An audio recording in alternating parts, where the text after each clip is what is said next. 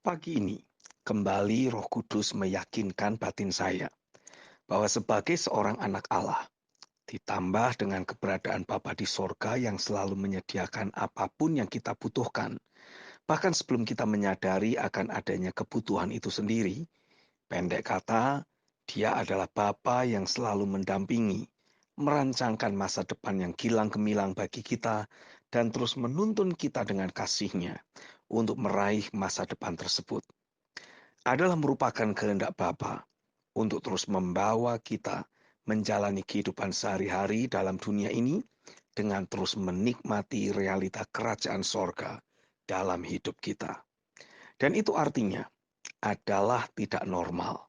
Jika dalam kehidupan sehari-hari kita masih ada duka cita, kesedihan, beban berat, ketawaran hati, atau berbagai konflik batin dan gejolak emosi negatif yang masih muncul dalam hidup kita. Alkitab menggambarkan kehidupan umatnya adalah sama seperti hari-hari sorga di atas muka bumi ini.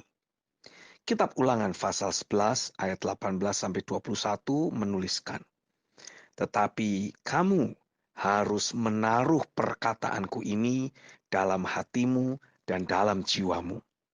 Kamu harus mengikatkannya sebagai tanda pada tanganmu, dan haruslah itu menjadi lambang di dahimu. Kamu harus mengajarkannya kepada anak-anakmu dengan membicarakannya. Apabila engkau duduk di rumahmu, dan apabila engkau sedang dalam perjalanan. Apabila engkau berbaring, dan apabila engkau bangun.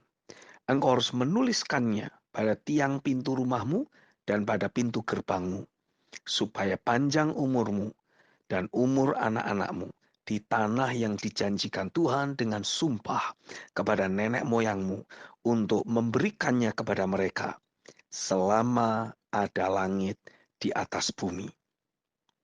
Khusus untuk kitab Ulangan pasal yang ke-11 ayat yang ke-21 dalam terjemahan New King James Version dituliskan sebagai berikut.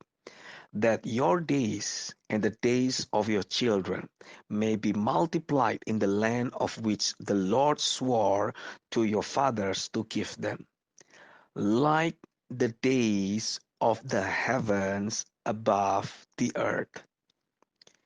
Jadi jika dalam kehidupan sehari-hari kita masih mendapati munculnya kesedihan, beban berat, duka cita, ketawaran hati, dan lain-lain, semua itu dapat dipastikan sebagai wujud dari bekerjanya kuasa dosa dan roh maut yang memiliki akses masuk dan pijakan dalam kehidupan kita melalui masih adanya persepsi, paradigma, ataupun perspektif kehidupan yang belum akurat.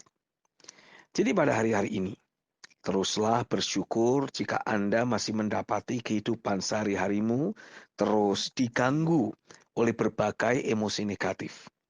Karena hal tersebut mengekspos masih adanya berbagai persepsi, paradigma, ataupun perspektif kehidupan yang keliru yang masih tersimpan dalam alam bawah sadar kita. Segeralah menindaklanjuti emosi negatif yang sedang bergejolak dalam batin kita tersebut dengan meminta Roh Kudus untuk menolong membongkar dan mengenali jenis perspektif atau paradigma atau persepsi keliru yang masih tersembunyi dalam alam bawah sadar kita. Dan mintalah pikiran Kristus untuk dinyatakan kepada kita. Renungkan, imajinasikan, dan perkatakan pikiran Kristus tersebut berkali-kali hingga kita merasakan munculnya emosi yang positif, optimis, mengalir dari dalam batin kita. Ingat selalu, barometer yang menandakan alam bawah sadar kita sudah mengalami perubahan dan diselaraskan dengan firman adalah ketika dari dalam batin kita mengalir aliran sukacita, damai sejahtera, dan berbagai emosi yang positif lainnya. Teruslah merambah ke berbagai aspek kehidupan yang lain. Saya yakin saat seluruh aspek hidup kita mulai dibenahi dan diselaraskan dengan firman, kita betul-betul akan menikmati realita hari-hari sorga dalam kehidupan sehari-hari kita di bumi ini. Amin.